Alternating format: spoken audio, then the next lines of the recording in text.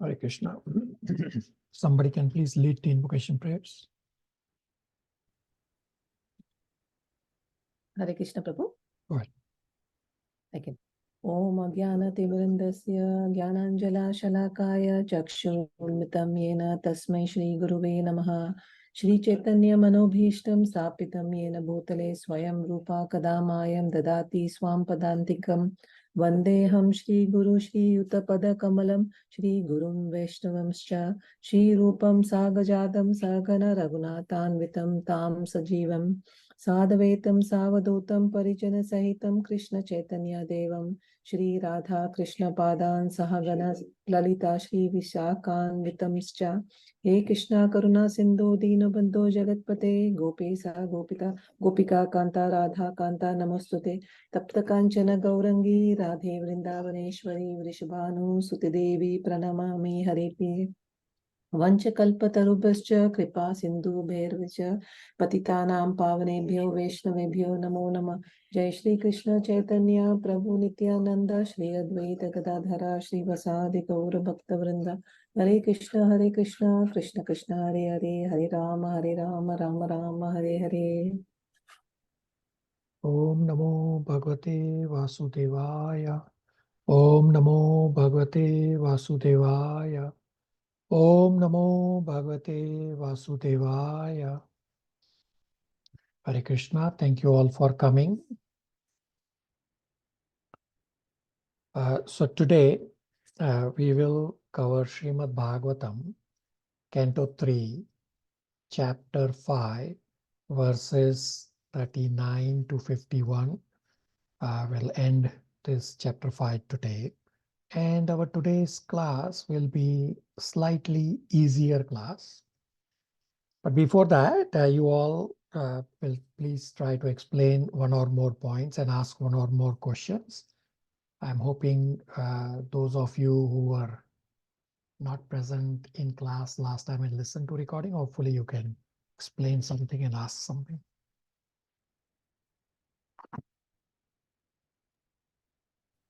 Hare Krishna Prabhu. I can try to explain the analogy one homework question you gave. So the question was, although creation of internal potency was manifested, the other potency appeared to be sleeping.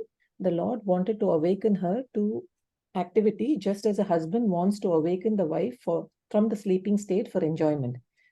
So here the Lord is extremely kind and compassionate. He wants the living entities who are part and parcels to be with him and performing the Rasa Leela with him, which is the highest state of bliss. So the living entities are the ones who are, their consciousness is completely, it is sleeping, and they have forgotten their spiritual consciousness. So to awaken that, this is what, is mentioned here. So basically the Lord has created the material world for us to, awaken the dormant Krishna consciousness, and we can go back to Godhead Prabhu. This is my brief summary. Okay, very good. Somebody else? What else? Hare Krishna. Lord took Purusha incarnations for creation, and it's only to satisfy the Jiva's desires. Okay, very good. Creation is for Jiva's desire. Another key point we understood is false ego is the binding force of material existence. We saw from the chart how a lot of us, our body, how we are made is largely from ego and ignorance. Okay, very good.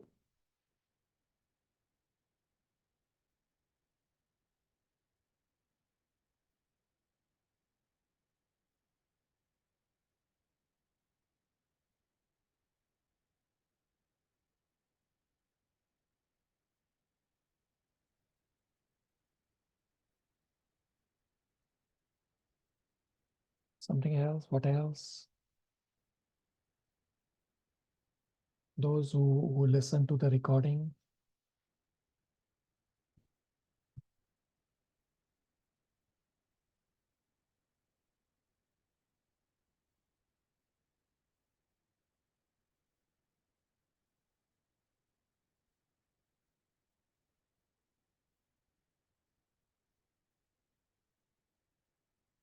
Silence. We discussed heavy technical points. Hare Krishna. Prabhu was not able to hear the entire recording, Prabhu. So would not be able to add the points from Hare Krishna. Okay. Anybody has any questions? Hare Krishna Prabhu, one more point I can add, important point, is primary creation is also known as Shrishti Leela, and this is for us to understand the greatness of the Lord Prabhu. Okay, very good. If you understand it, we can understand the Raslila better. Okay, very good. First, understand the greatness of the Lord. Then you will be able to understand Raslila. So, greatness of the Lord is not just the Srishti Leela, but it's all the first 9 cantos. Then you will be able to understand Canto 10 very nicely. Okay, very good.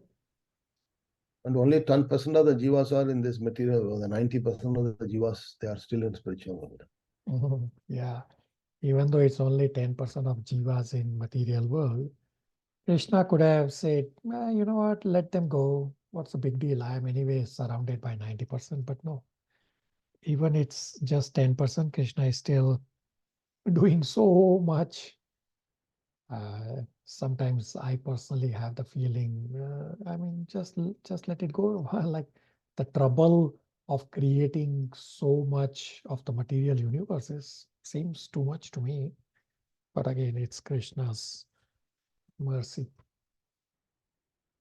Anybody has any questions?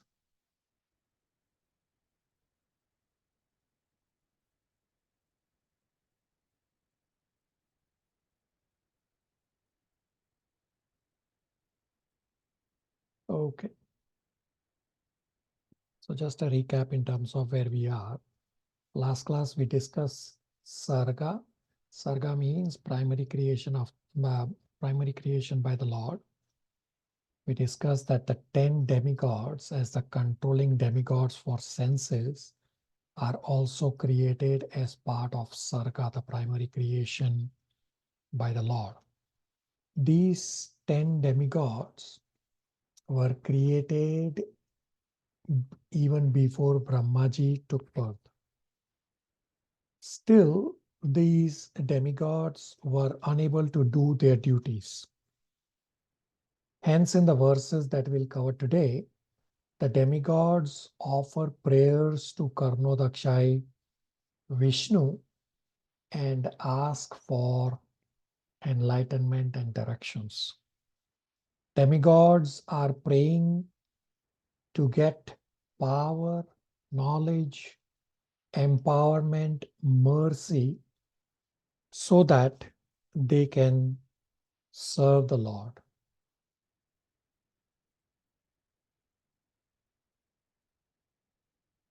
The verses that we'll cover today is part 5, verses 39 to 51. Title is Elemental Demigods Offered Prayers to the Lord.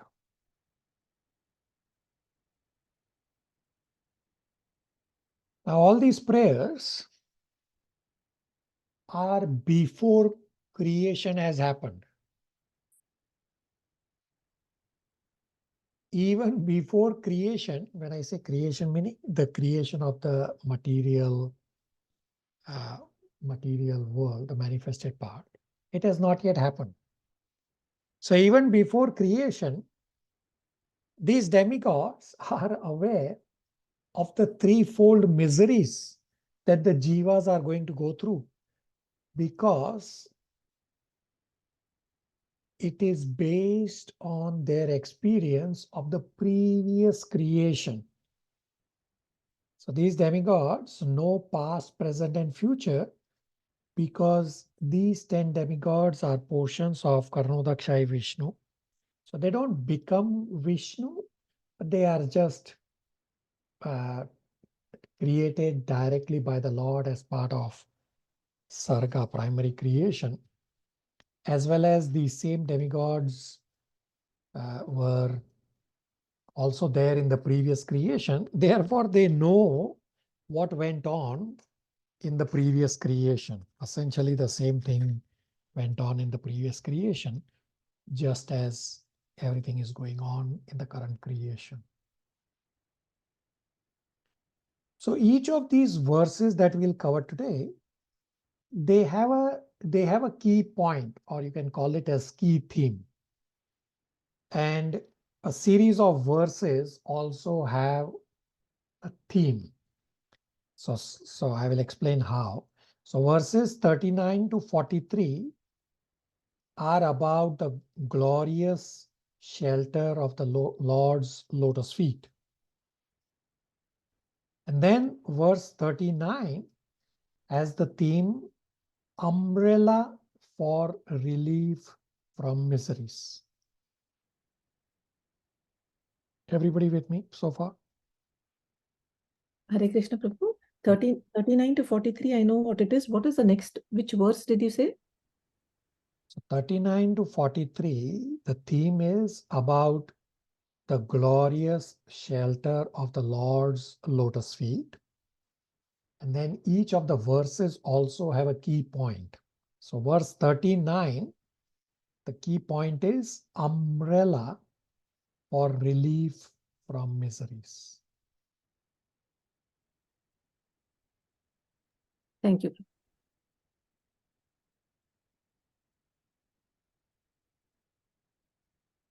Okay. Is our dear Aditi able to read verse 39 translation? Hare Krishna. Text 39 translation. The demigod said, O Lord, your lotus feet are like an umbrella for the surrendered souls, protecting them from all the miseries of material existence. All the sages under the shelter throw off all material miseries. We therefore offer our respectful obeisances unto your lotus feet. So these demigods, these 10 demigods, are offering prayers to Karnodakshay Vishnu. They are glorifying what is the benefit of shelter of Lord's lotus feet. So recognize that no devotees are created yet. Only Karnodakshay Vishnu is there and these 10 demigods are there. There's nobody else. But what are they talking about? They're talking about the shelter of the Lord's lotus feet. There's nobody around. Because these 10 demigods know past, present, and future. Hence, they are saying that the future devotees will take shelter. And in the previous creation, devotees were present. The umbrella was there. And these demigods had experience of the previous umbrella from the previous creation.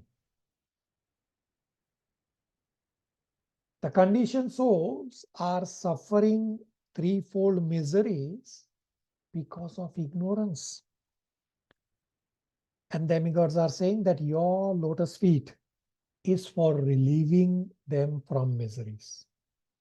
Just as we hold an umbrella to protect from rain.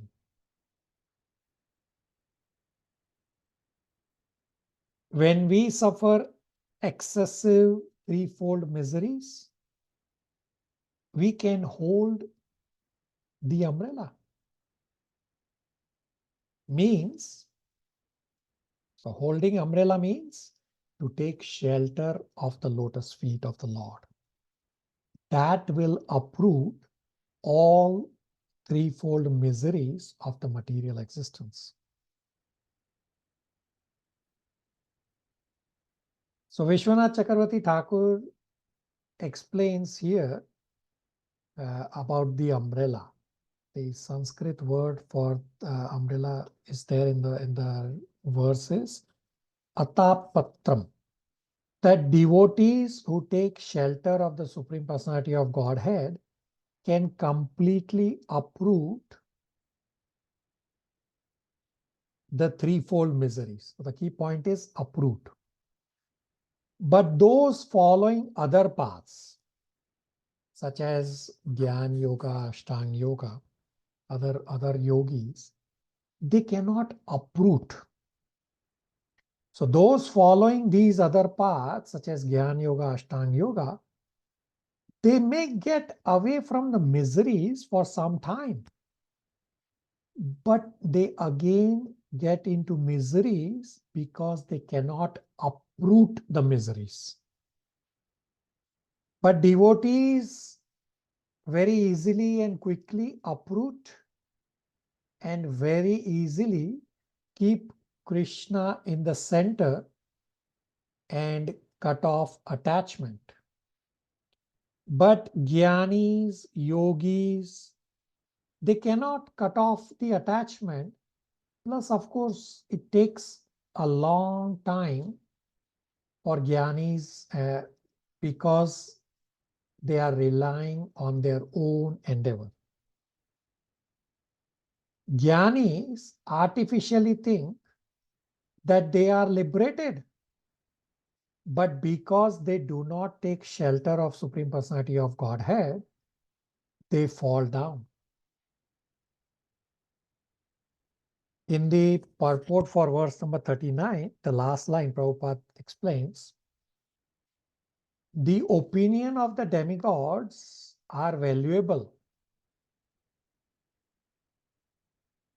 because the demigods are authorized to hold positions in the affairs of the universal management. They are appointed by the Lord as his confidential servants. Questions, comments, realizations?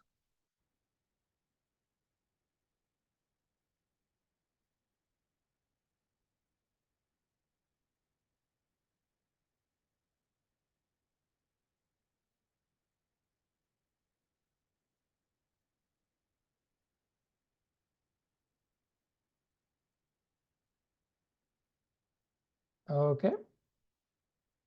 So we'll continue with verse number 40. So Radha Shakti just joined. So we are on 3.5.40. So verse number 40, the key point is lotus feet full of knowledge. Is Kalyani able to read? Hare Krishna. O Father, O Lord, O Personality of Godhead, the living entities in the material world can never have any happiness because they are overwhelmed by the three kinds of miseries. Therefore, they take shelter of the shade of your lotus feet, which are full of knowledge, and we also thus take shelter of them. Hare Krishna. So verse number 39 say that the conditioned souls are suffering due to ignorance. And here in verse number 40, it says that even with knowledge, it is very difficult to get out of threefold miseries. Therefore, the only solution is to take shelter of the lotus feet of the Lord. We have also discussed in Nectar of Devotion that taking shelter of the Lord is an important devotional service. In the purport, Srila Prabhupada quotes Bhagavad Gita 10.10. Has anybody memorized 10.10 or what's the key point about 10.10? Somebody wants to look up and recite? Tesham Satatam Yuktana. Hare Krishna Prabhu, I can try Prabhu. Yeah. Tesam sakata yuktanam bhajitam priti purvakam dadami buddhi yogam tam yena mam upyanti te tena Very mam good. upyanti. Hare Krishna. Yeah, very good.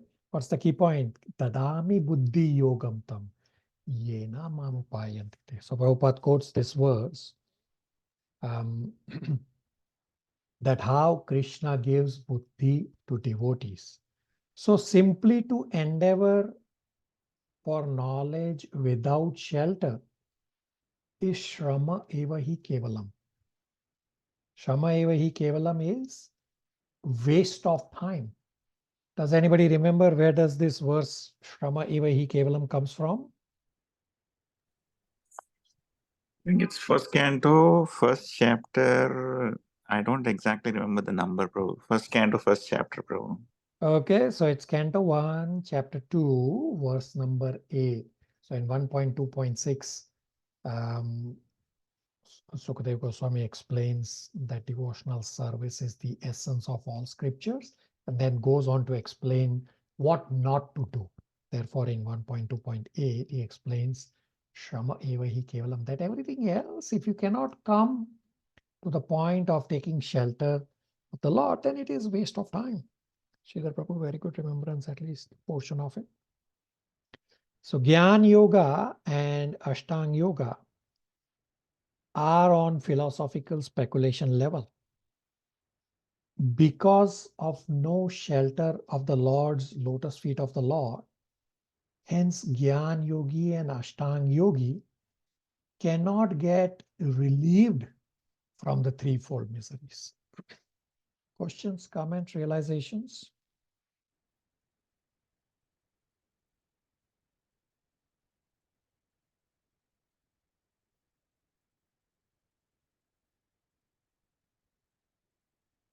Okay. Verse number 41 explains lotus feet is the source of river Ganges. Mother Jija, 41 translation.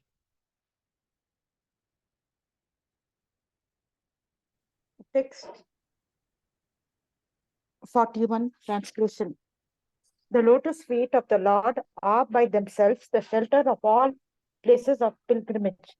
The great clear-minded sages, carried by the wings of the Vedas, always search after the nest of your lotus-like face. Some of them surrender to your lotus feet at every step by taking shelter of the best of rivers, the Ganges, which can deliver one from all sinful reactions. Hare Krishna Prabhuji. Hare Krishna. So out of all holy rivers, river Ganga is the holiest river. Taking bath in Ganga can destroy sinful reactions. So here Vishwanath Chakravarti Thakur explains that there are two ladders to attain happiness. First is one searches words from Vedas, in Bhagavad Gita, because all these words are coming from the Lord's lotus mouth. The second is by taking bath in Ganges, one develops a desire to take shelter of your lotus feet. So we'll discuss in upcoming verses, as well as we have discussed before, that taking bath in Ganges will purify you, but will take a very long time. But easier process is to just get the association of a pure devotee. So if you go to river Ganges and don't touch the Ganges or don't take bath in Ganges, you get no benefit.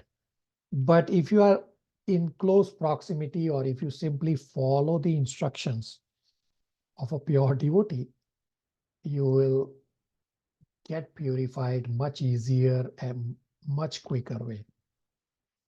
Everybody on the same page? Yes, Prabhu.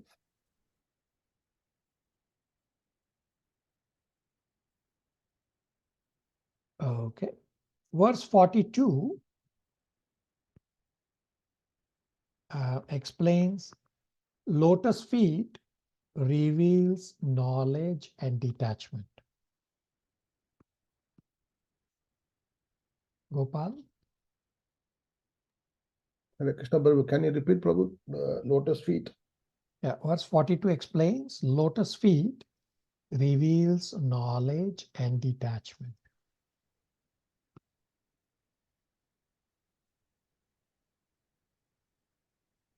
Hare Krishna. Text 42. Simply by hearing about your lotus feet with eagerness and devotion, and by meditating upon them within the heart, one at once becomes enlightened with knowledge, and on the strength of detachment, one becomes pacified. We must therefore take shelter of the sanctuary of your lotus feet. Hare Krishna. So it is very difficult to get detached from family. I'm pretty sure all of you must have experienced this. We are all grahasthas. That it is very difficult to get detached from family. But shelter of the lotus feet of the Lord can easily help one get detached. And in the purport, Srila Prabhupada writes, these are the miracles of devotional service. The only qualification is to hear Krishna Katha with faith from devotees. Even materialistics who hear Krishna Katha with faith, they can surpass all process and attain knowledge and detachment. All processes are surpassed simply from inclination to hear Krishna Katha from devotees. And Vishwanath Chakravarti Thakur explains, there is no need for searching in Vedas. Rather, simply hear from the mouth of a bona fide spiritual master, and you will easily attain the lotus feet of the Supreme Personality of Godhead.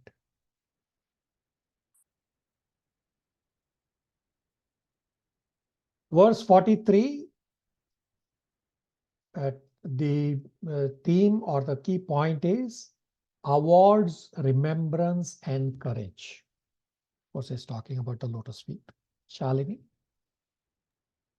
Hare Krishna. Translation. O Lord, you assume incarnations for the creation, maintenance, and dissolution of the cosmic manifestation, and therefore we all take shelter of your lotus feet because they always award remembrance and courage of your devotees to your devotees. So demigods are saying,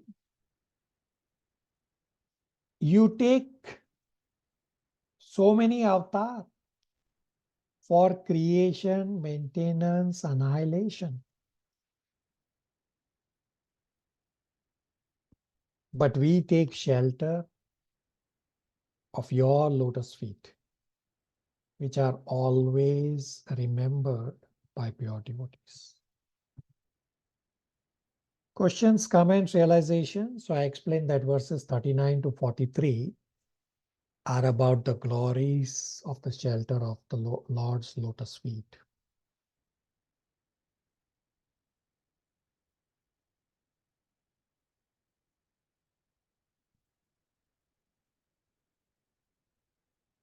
Okay. So verse number 44 to 47 is about qualified and unqualified candidates for the shelter of Lord's lotus feet. Verse number 44 explains it is difficult for materialistics with I, me, mine concept to approach lotus feet of the Lord. Chandran Prabhu, verse 44.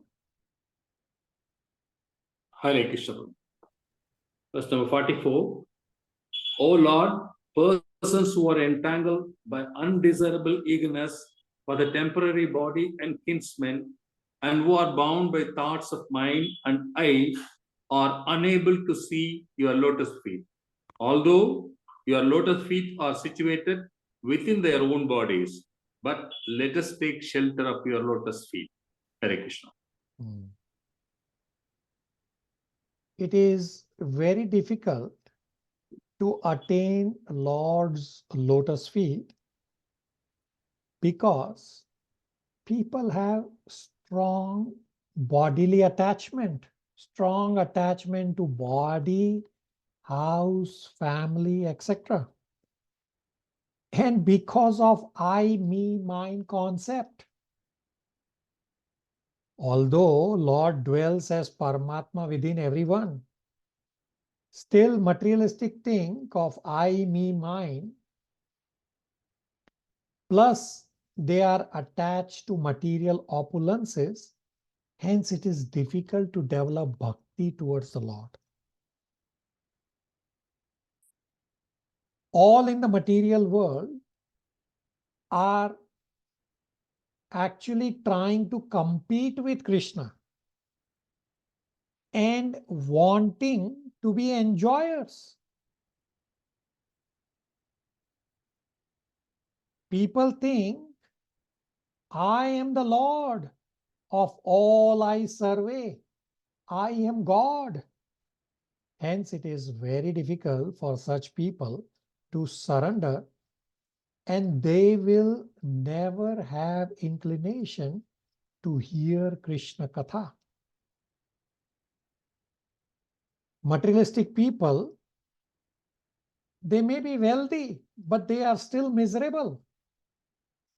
On the other hand, someone born in a poor family, just by having inclination to hear Krishna Katha, he can very easily get out of miseries. Simply chanting, hearing Krishna Katha is the most effective means in Kali Yuga from getting relief from family attachment, so that one can go back home to Godhead. We'll read the purport for verse number 44. Chandan Prabhu, 44 purport. Hare Krishna. The whole Vedic philosophy of life is that one should get rid of the material engagement of gross and subtle bodies, which only cause one to continue in a condemned life of miseries. This material body continues as long as one is not detached from the false conception of lording it over material nature. The impetus for lording it over material nature is the sense of mine and I. I am the Lord of all that I serve. So many things I possess, and I shall possess more and more. Who can be richer than I in wealth and education? I am the master, and I am God. Who else is there but me? All these ideas reflect the philosophy of Aham Mama, the conception that I am everything. Persons conducted by such conception of life can never get liberation from material bondage. But even a person perpetually condemned to the miseries of material existence can get relief from bondage if he simply agrees to hear only Krishna Katha.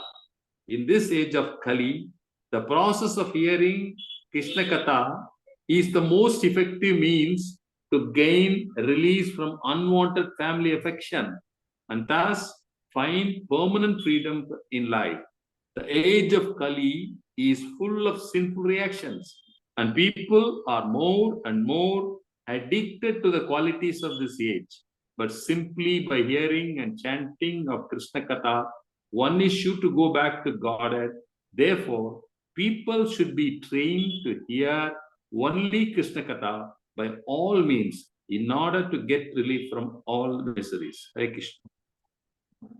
So Prabhupada emphasizes about the hearing and chanting of Krishna Katha. By this, one is sure to go back home, back to God. Questions, comments, realizations?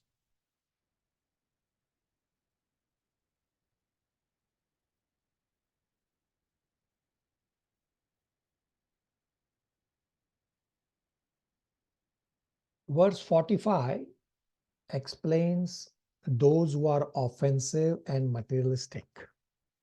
Shalini, 45 translation.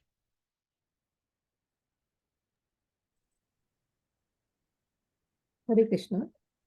Translation.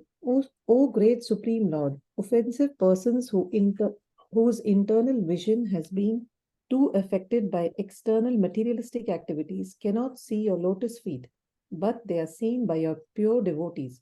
Only those whose one and only aim is to be transcendently enjoy your activities. Hmm.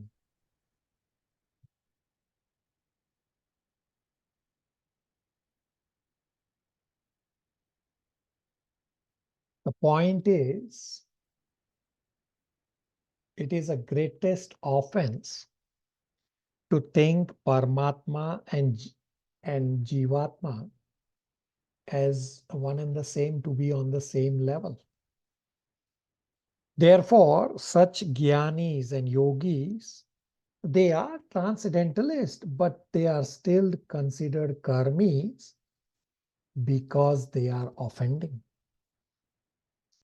And hence, devotees are not visible to these kind of offenders, even when devotees are moving all over in the world. And there are two examples to understand about this offense. One is Mrigari. Somebody knows the story of Mrigari?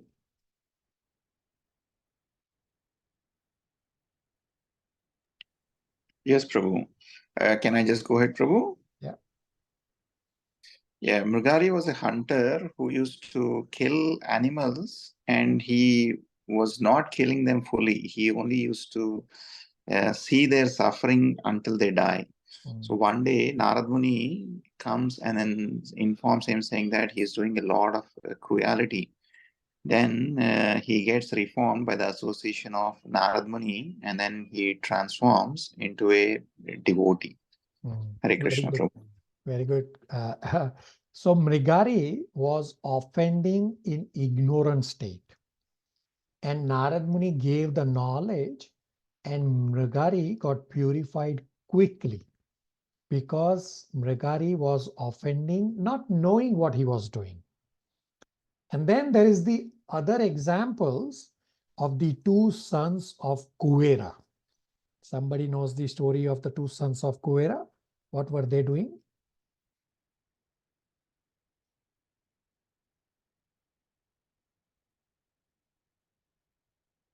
All of you must know.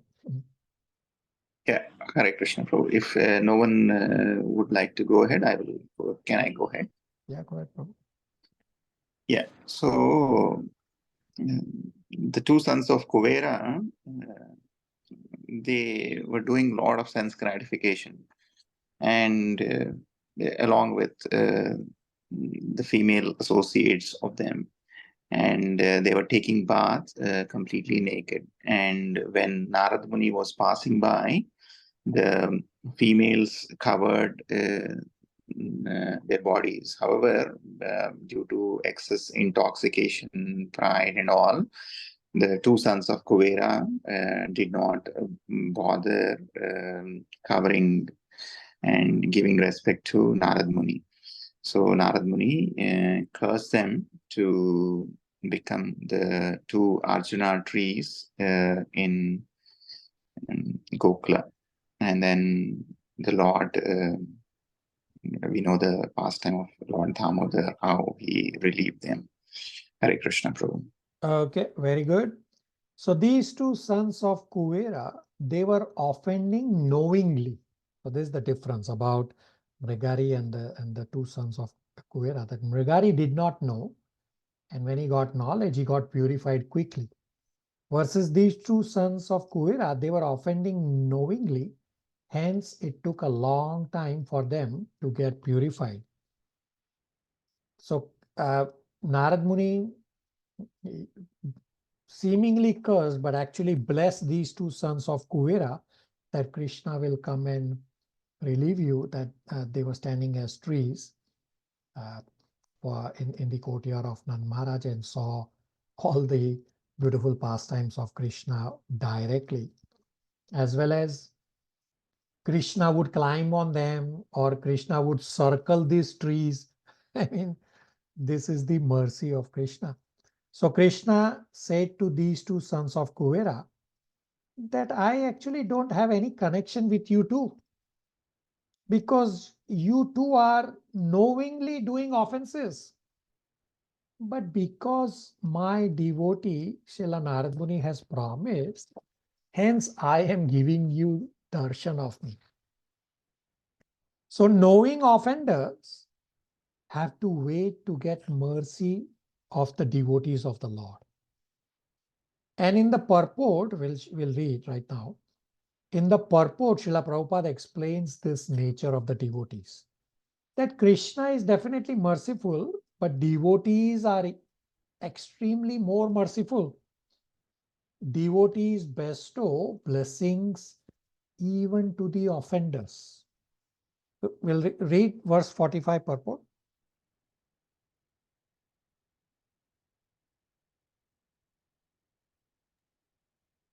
Hare Krishna Prabhu, you want me to read? Yeah, you can continue. As purport. As stated in Bhagavad Gita 18.61, the Lord is situated in everyone's heart. It is natural that one should be able to see the Lord at least within himself. But that is not possible for those whose internal vision has been covered by external activities. The pure soul, which is symptomized by consciousness, can be easily perceived even by a common man because his consciousness is spread all over the body. The yoga system is recommended in Bhagavad Gita is to concentrate the mental activities internally and thus see the lotus feet of the Lord within oneself. But there are many so-called yogis who have no concern with the Lord but are only concerned with consciousness, which they accept as the final realization. Such realization of consciousness is taught by Bhagavad Gita within only a few minutes, whereas the so-called yogis take continuous years to realize it because of their offenses at the lotus feet of the Lord. The greatest offense is to deny the existence of Lord as separate from the individual souls, or to accept the Lord and the individual souls as one and the same.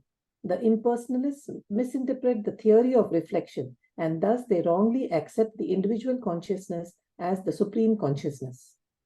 The theory of reflection of the Supreme can be clearly understood without difficulty by any sincere common man. When there is a reflection of the sky on the water, both the sky and the stars are seen within the water. But it is understood that the sky and the stars are not to be accepted on the same level. The stars are parts of the sky, and therefore they cannot be equal to the whole. The sky is the whole, and the stars are the parts. They cannot be one and the same. Transcendentalists who do not accept the supreme consciousness as separate from the individual consciousness are as offensive as the materialists who deny even the existence of the Lord.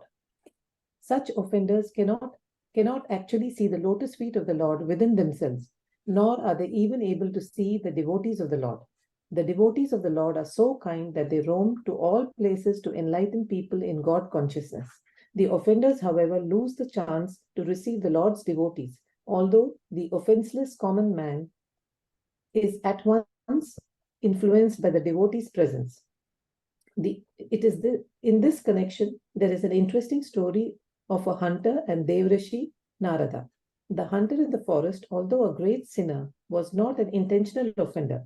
He was at once influenced by the presence of Narada, and he agreed to take the path of devotion, leaving aside his hearth and home. But offenders like Nalakuvara and Manigriva, even though living amongst the demigods, had to undergo the punishment of becoming trees in the next life, although by the grace of a devotee, they were later delivered by the Lord. Offenders have to wait until they receive the mercy of devotees, and then can become eligible to see the lotus feet of the Lord within themselves. But due to their offenses and their extreme materialism, they cannot see even the devotees of the Lord. Engaged in external activities, they kill the internal vision. The Lord's devotees, however, do not mind the offenses of the foolish in the many gross and subtle bodily endeavors. The Lord's devotees continue to bestow the blessings of devotion upon all such offenders without hesitation. That is the nature of devotees. Hare Krishna. Okay. Questions, comments, realizations? The very merciful nature of devotees, very nicely explained by Prabhupada.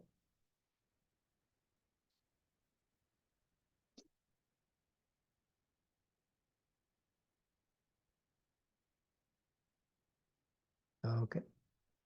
Verse 46 talks about those who drink the nectar of Krishna Katha. Now, verse 46 and 47 explain the difference between devotees and jnanis. Sridhar Prabhu, 46 translation. Hare Krishna. O Lord, persons who, because of their serious attitude, attain the stage of enlightened devotional service, achieve the complete meaning of renunciation and knowledge, and attain the Vaikuntha Loka in the spiritual sky, simply by drinking the nectar of your topics. Hare Krishna. So the summary of verse number 46 is, devotees keep drinking nectar of Krishna Katha. Oh Lord, these materialistic people, they can also easily attain Lord's sweetness only by practicing devotional service, by drinking the nectar of your pastimes. So drinking is not from mouth, but drinking is through the ears by hearing. Simply by hearing, very easily and very quickly, the materialistic can also attain Vaikuntha planets.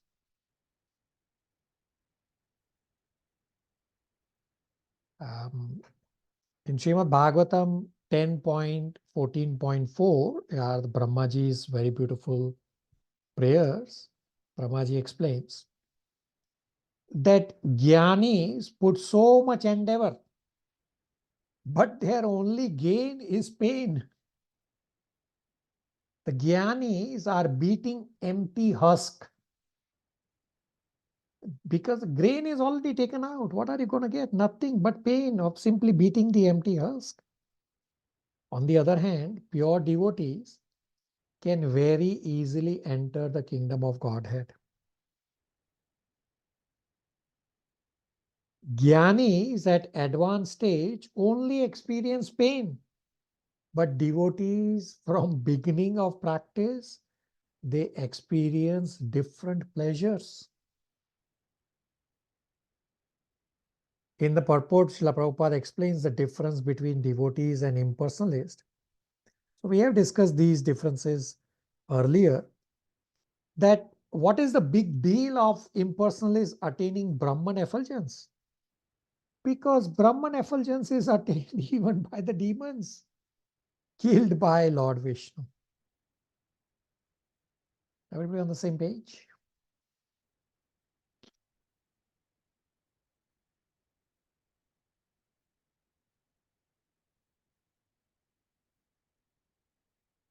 Verse number 47 explains devotees are superior to jnanis. Mother Jija, verse 47 translation.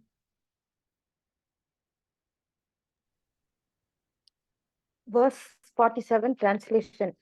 Others who are pacified by means of transcendental self-realization and have conquered over the modes of nature by dint of strong power and knowledge also enter into you, but for them there is much pain, whereas the devotee simply discharges devotional service and thus feels no such pain.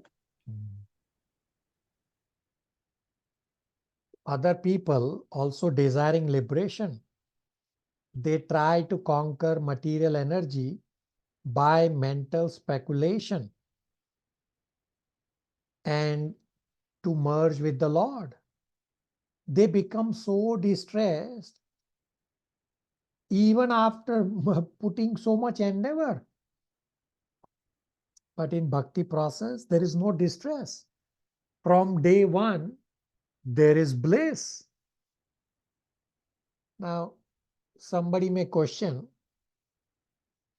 that devotees also labor in devotional services. So how is this not trouble? The answer is that devotees' labor in devotional services is compensated by enhancement of transcendental pleasure. Although one may be brooming the temple hall, may take a lot of endeavor, but the amount of transcendental pleasure is very difficult to get anywhere else. So devotees are qualified candidates to go back to Godhead.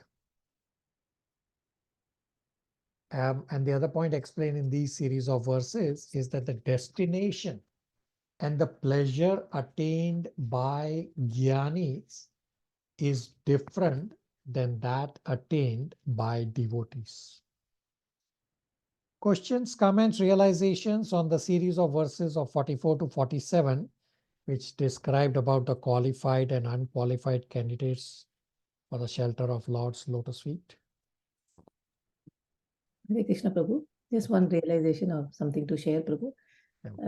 Whenever it might appear as labor when we were serving in the helping in Srimati Radharani's kitchen for hours and hours, Prabhu, but there is no labor at all.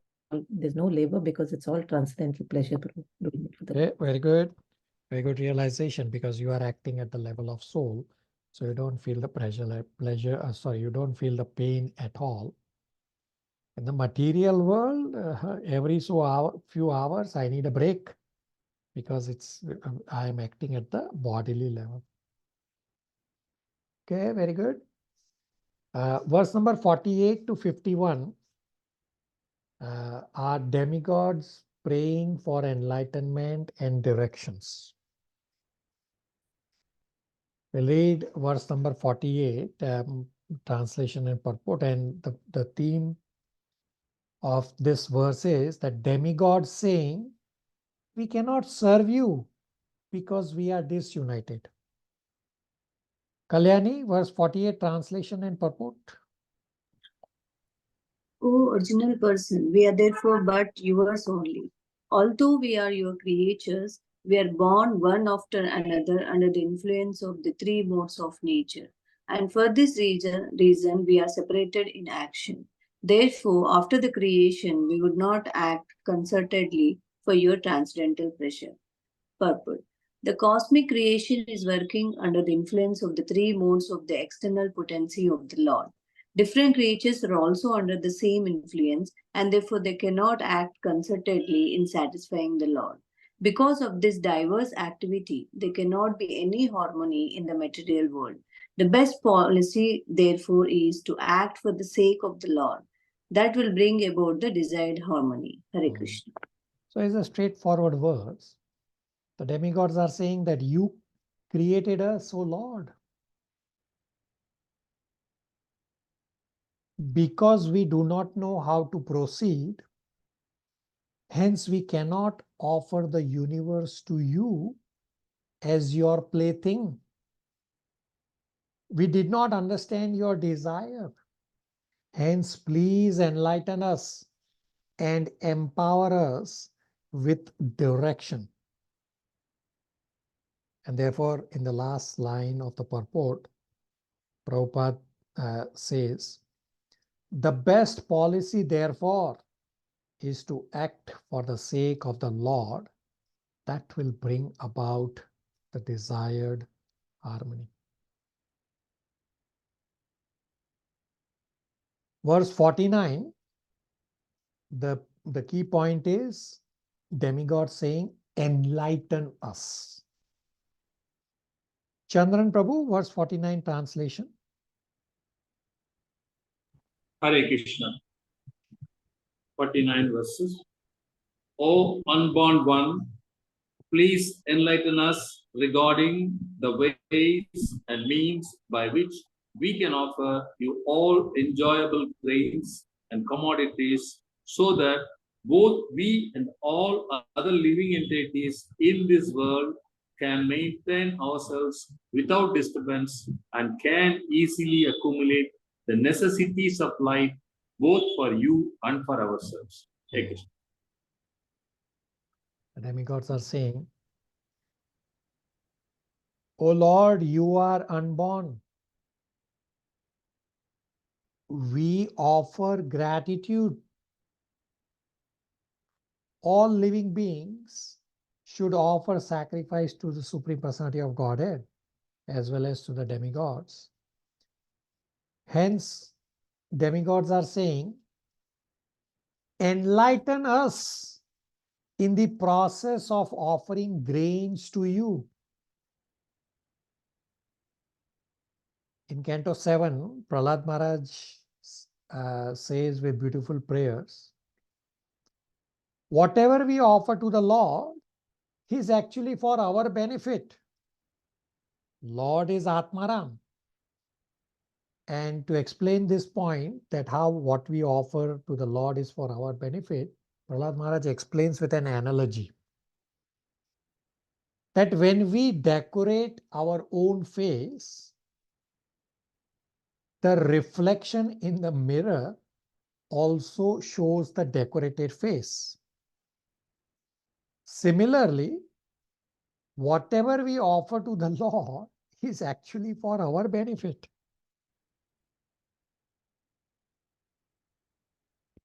Earth is overburdened by those who do not follow the Lord's instructions. Human beings should express their gratitude to the Lord for receiving grains. And therefore, to show the gratitude, the humans should offer grains to the Lord and accept the remnants as prasadam. And Srila Prabhupada explains in the purport, we'll shortly read, that famine is not due to shortage, but due to forgetfulness of the Lord. That is the main cause of all the miseries in the material world. And Prabhupada says, if everyone remembers Krishna by chanting, by Sankirtan Yajna, then naturally rain will come and there will be no scarcity. Gopal Prabhu, verse 49, purport. Hare Krishna, verse 49 purport. Developed consciousness begins from the human form of life and further increases in the forms of the demigods living in higher planets. The earth is situated almost in the middle of the universe, and the human form of life is the via medium between the life of the demigods and that of the demons.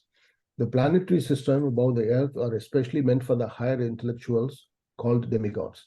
They are called demigods because although their standard of life is far more advanced in culture, enjoyment, luxury, beauty, education, and duration of life, they are always fully God conscious.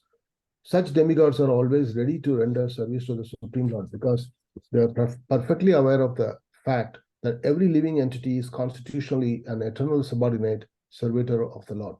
They also know that there is a Lord only who can maintain all living entities with all the necessities of life. The Vedic hymns, Eko Bhonam Yo Vidahati Kaman Ta Enam Aburvan Ayatanam Na Praganahi Yashvin Pratishta Anam Adami, etc. confirm this truth. In Bhagavad Gita also, the Lord mentioned as Bhuta, or the maintainer of all living creatures. The modern theory that starvation is due to an increase in population is not accepted by the demigods or the devotees of the Lord. The devotees of the demigods are fully aware that the Lord can maintain any number of living entities, provided they are conscious of how to eat. If they want to eat like ordinary animals who have no God consciousness, then they must live in starvation, poverty, and want like the jungle animals in the forest. Jungle animals are also maintained by the Lord with their respective foodstuff, but they are not advanced in God consciousness. Similarly, human beings are provided with good food grains, vegetables, fruits, and milk by the grace of the Lord, but it is the duty of human beings to acknowledge the mercy of the Lord. As a matter of gratitude, they should feel obliged to the Lord for the supply of foodstuff, and they must first offer him food in sacrifice and then partake of the remnants. In Bhagavad Gita 3.13, it is confirmed that one who takes foodstuff after a performance of sacrifice eats real foods for proper maintenance of the body and soul, but one who cooks for himself and does not perform any sacrifice eats only lumps of sin in the shape of foodstuff. Such sinful eating can never make one happy or free from scarcity. Famine is not due to an increase in population, as less intelligent economists think. When human society is grateful to the Lord for all his gift for the maintenance of the living entities, then there is certainly no scarcity or want in society. But when men are unaware of the intrinsic value of such gifts from the Lord, surely they are in want. A person who has no God consciousness may live in opulence for the time being due to his past virtuous act. But if one forgets his relationship with the Lord, certainly he must avoid the stage of starvation by the law of the powerful material nature. One cannot escape the vigilance of the powerful material nature unless he leads a God-conscious or devotional life. Hare Krishna. Okay, very good. Questions, comments, realizations?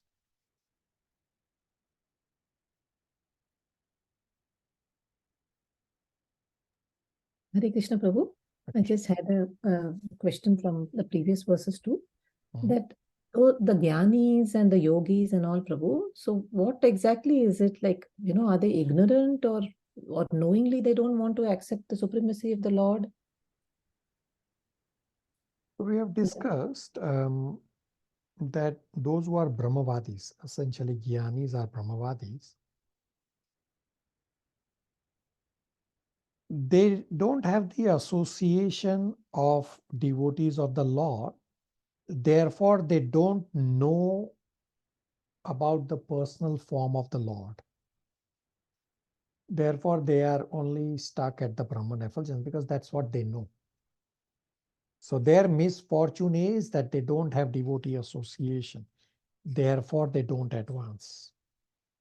And simultaneously, they have the desire for themselves. Because they don't know the personal form, they only know their form. So they have a desire for themselves that actually I don't want to suffer. How do I get out of this entanglement and go to some other place where all this misery of the material world is not there? Those are the reasons why they endeavor for the Brahman effulgence. So Gyanis generally try to merge with the effulgence, and these are the reasons. Does that help you? Yes, Prabhu. Thank you, Prabhu.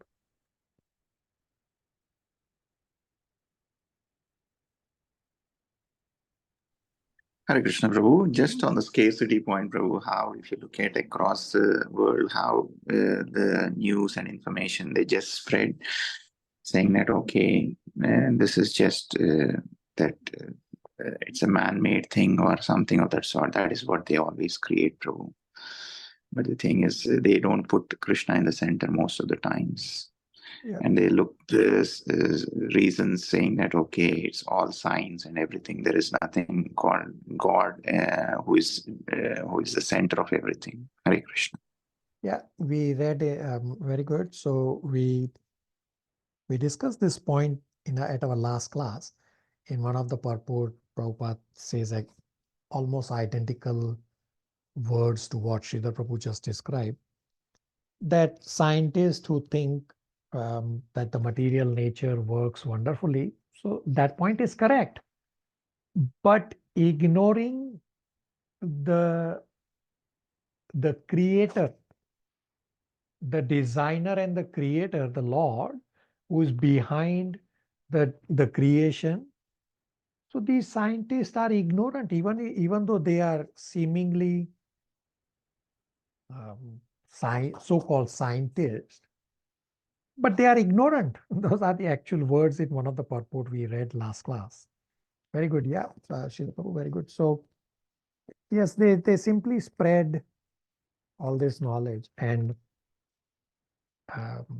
like there are so many things that these scientists and atheists spread because they are completely ignorant of things beyond how the material world is created. They may know how the material world works, and that too also only to a certain extent.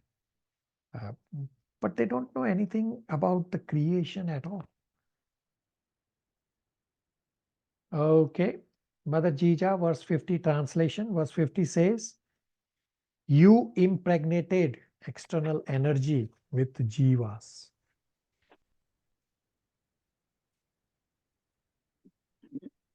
Text 50 translation.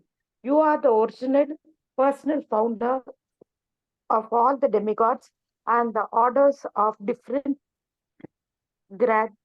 gradations. Yet you are the oldest and are unchanged, O Lord. You have no source or superior. You have impregnated the external energy with the semen of the total living entities. Yet you are unborn. Hare Krishna. So in the purport, Srila Prabhupada explains that Lord is father of everyone, but Lord has no father. Lord is Abhigyana Swarat. Does anybody remember where have you heard these words Abhigyana Swarat and what do they mean?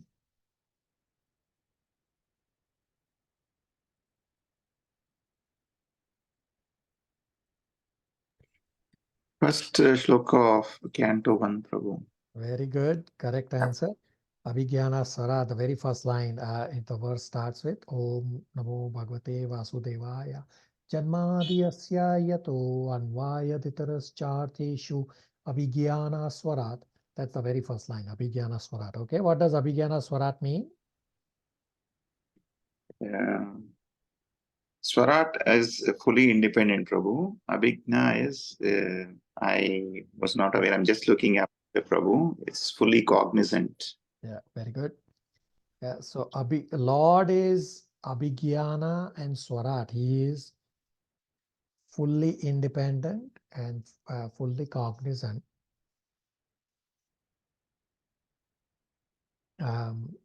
So he is fully independent, and therefore sometimes he appears from Brahmaji's nostrils. Sometimes he accepts parents. Sometimes the Lord comes as Narsimadev out of pillar with no father, no mother. So he is Abhigyana Swarat. And now we'll come to the last verse for today, Shalini. Verse number 51 explains demigods asking, please give us directions to serve you. Hare Krishna, text 51 translation. O Supreme Self, please give us, who are created in the beginning from the Mahatattva, the total cosmic energy, your kind directions on how we shall act.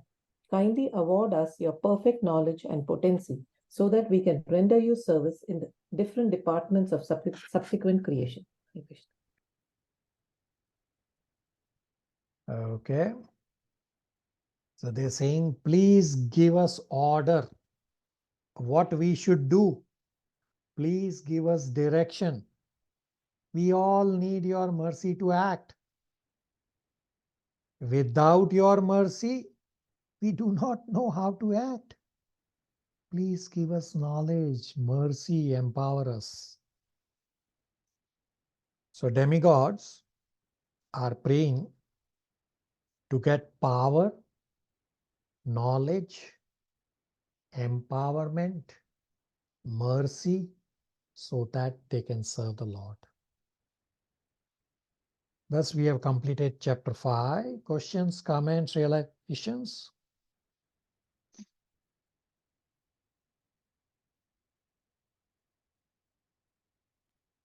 Hare Krishna Prabhu.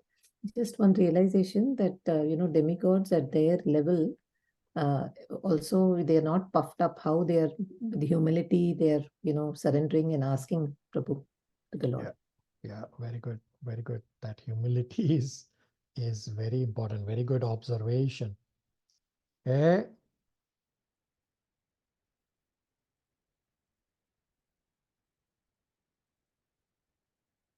So, two quick announcements before I give you homework. First is for Radha Shakti directly, that at batch number 3 and 4, Nectar of Instruction will start from 6th January 2024. I will send you a shell document to print and send you a link to join the batch 3 and 4 WhatsApp group shortly. The other is for you all. Next Saturday, 30th December, at batch number 3 and 4 is the last class on Bhagavad Gita. So for your batch number 1 and 2 was also 108 classes of Bhagavad Gita. For batch 3 is also the 108th class the next Saturday. So just as you all had given your association to all these devotees at the start of Bhagavad Gita study, you all are welcome to attend and see for yourself the transformation of all these devotees. It's up to you. I'm not going to force anyone, but it's up to you.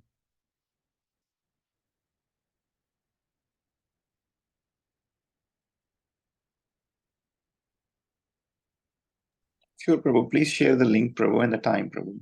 Hare Yeah, Krishna. yeah. The link and the link is the same, and I will forward you the message. The link is the same, and it's Saturday, 10:15 a.m. We'll start 15 minutes early from the regular time. So it will 10:15 a.m. Toronto time. So it's 8:45 p.m. India time. Sure, Prabhu. Thank you. I will anyway send to Sridhar Prabhu the link of next Saturday and the message.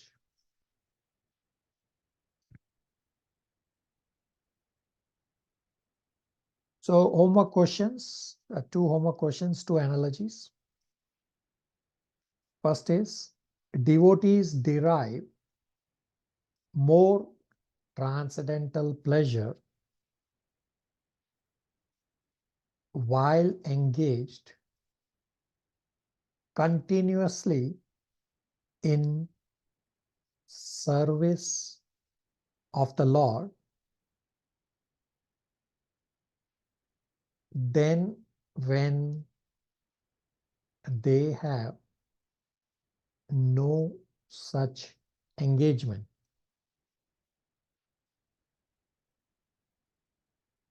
In family combination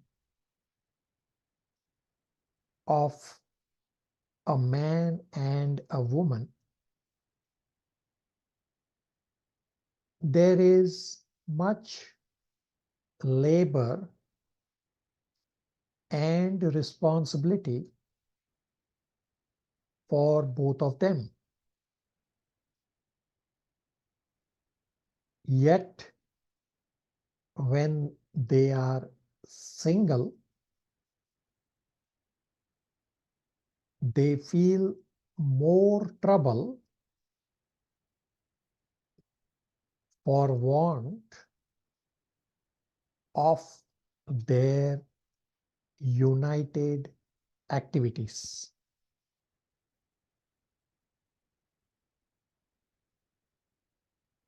Comes from verse number 47. So it was a long analogy. Does anybody want me to repeat?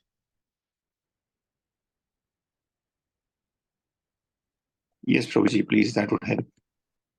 Okay, so the first homework analogy question is, devotees derive more transcendental pleasure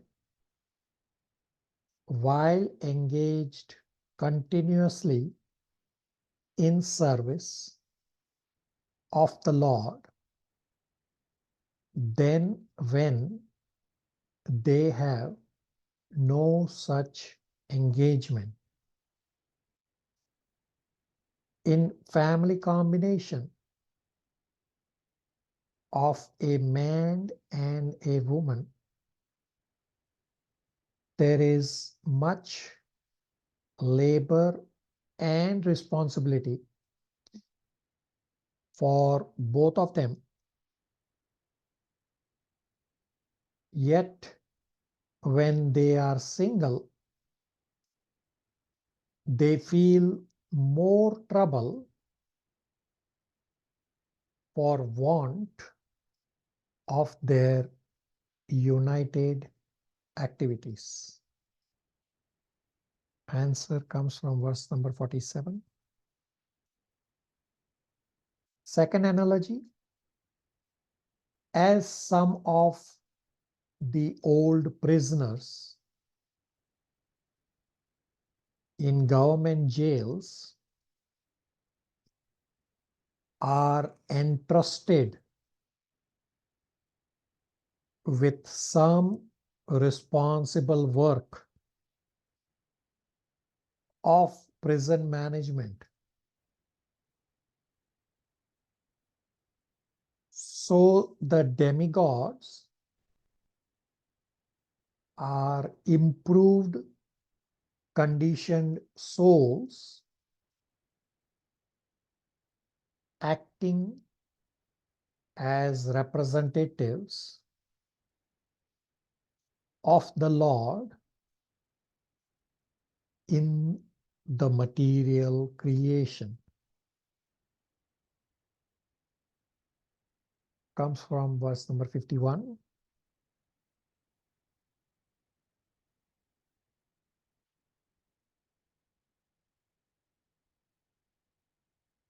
Third homework, read chapter 6, Canto 3, chapter 6 for next class.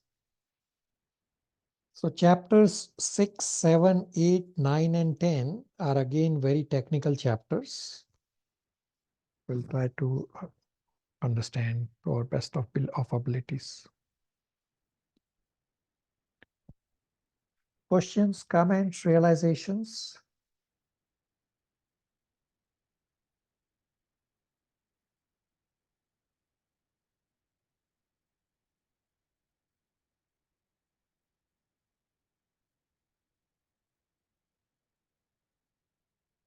Are we okay to stop here?